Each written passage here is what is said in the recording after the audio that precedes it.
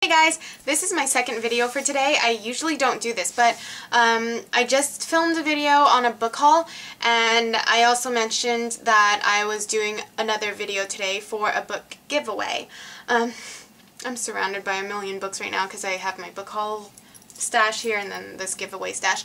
But anyway, so what I'm giving away are books that I already own, and I don't want to get your hopes too high up, but I recently posted a video on books that I did not finish, that I didn't really enjoy, and there are other books that I did enjoy, but I want to give them away because I don't have room. Like, I have a really small room, and the only way I can justify buying more books, which I seem to be buying more books every single week, is to get rid of some books that I don't plan on reading again. On the video where I talked about the books that I just didn't finish were The Virgin's Lover, Mother of Pearl, and Lucretia Borgia and the Mother of Poisons.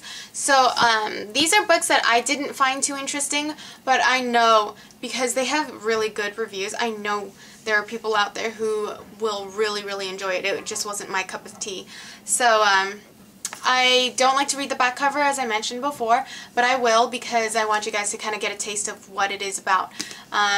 Lucretia Borgia and the Mother of Poisons, the back says, "Poisoner! The bellowed accusation strikes into silence all those in Lucretia Borgia's audience chamber.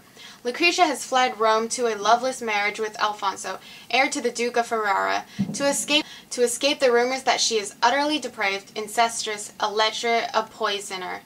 To her delight, she is warmly welcomed in Ferrara by the Duke, by his court, by the people, indeed by everyone except her husband. Only after 6 weeks of basking in the warmth of general approval, Alfonso rushes into her apartment and accuses her of poisoning Bianca, one of her ladies-in-waiting and mistress to Alfonso. Immediately, Lucretia sees the nightmare of her life in Rome recurring. The whispers behind her back, the signs to ward off evil, people making out their wills when she invites them to share of claiming innocence even when the claim is clearly and plainly true. The only way for her to retrieve her reputation is to discover who committed the crime and expose the true murderer." The Mother of Pearl by Melinda Haynes. Capturing all the rueful irony and racial ambivalence of small-town Mississippi in the late 1950s, Melinda Haynes' celebrated novel is a wholly unforgettable exploration of family, identity, and redemption. Mother of Pearl revolves around 28-year-old Evan Grade, a black man who grew up an orphan, and valuable Corner, the 15-year-old white daughter of the town whore, and an unknown father.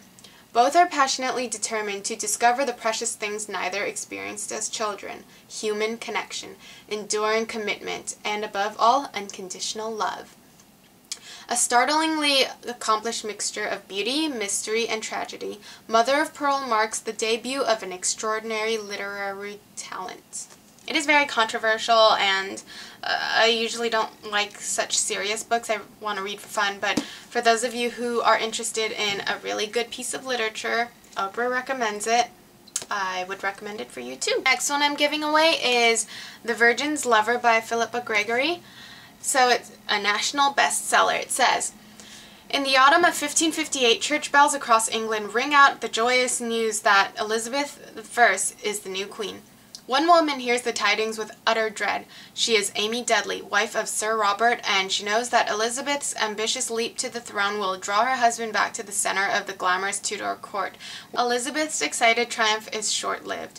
She has inherited a bankrupt country where treason and foreign war is a certainty. Her faithful advisor William Cecil warns her that she will only survive if she marries a strong prince to govern the rebellious country, but the one man Elizabeth desires is her childhood friend, the ambitious Robert Dudley. As the young couple falls in love, a question hangs in the air: can he really set aside his wife and marry the queen? When Amy is found dead, Elizabeth and Dudley are suddenly plunged into a struggle for survival." The next book is Mistress Shakespeare by Karen Harper, and it says, "Dark-haired and strong-willed Elizabethan beauty Anne Whateley takes up her pen to divulge the intimate details of her daring life with her great love, William Shakespeare."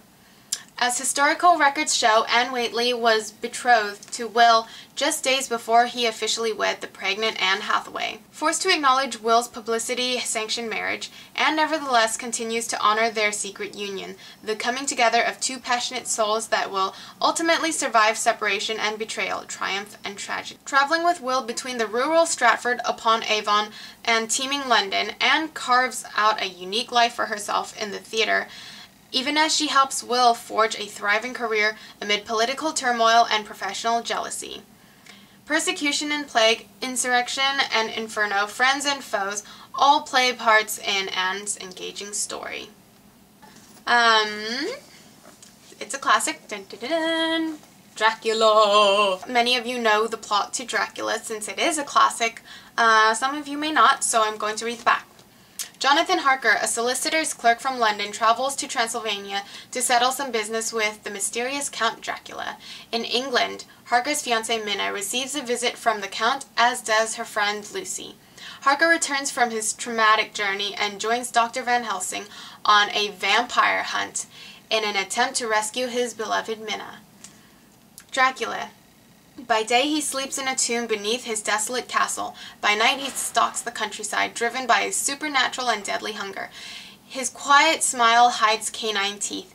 His seemingly delicate white hands are in fact coarse and broad, with hairy palms and nails cut to a razor-fine point.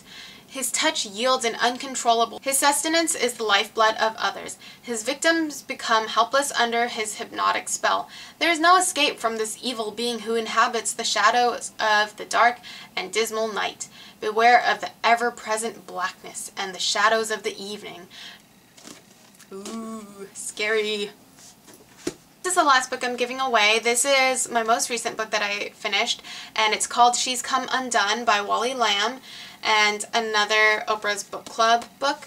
And this one had some amazing reviews. So the back says, meet Dolores Price. She's 13, wise-mouthed but wounded, having bid her childhood goodbye. Beached like a whale in front of her bedroom TV, she spends the next few years nourishing herself with Mallomars, potato chips, and Pepsi her anxious mother supplies. When she finally rolls into young womanhood at 257 pounds, Dolores is no stronger and life is no kinder. But this time she's determined to rise to the occasion and give herself one... There's a fly.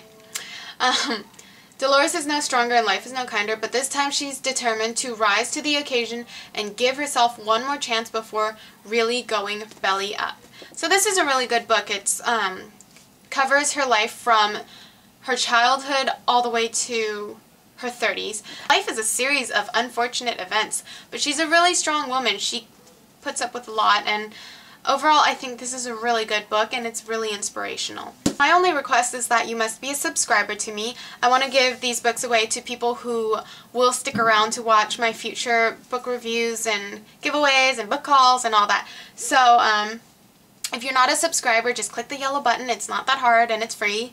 And then just tell me in the comments below. Don't send me a private message because sometimes those get lost in private message limbo. So just leave a comment below. Tell me what book you want, and then I'll contact you, and in the same thread just respond with your name and mailing address.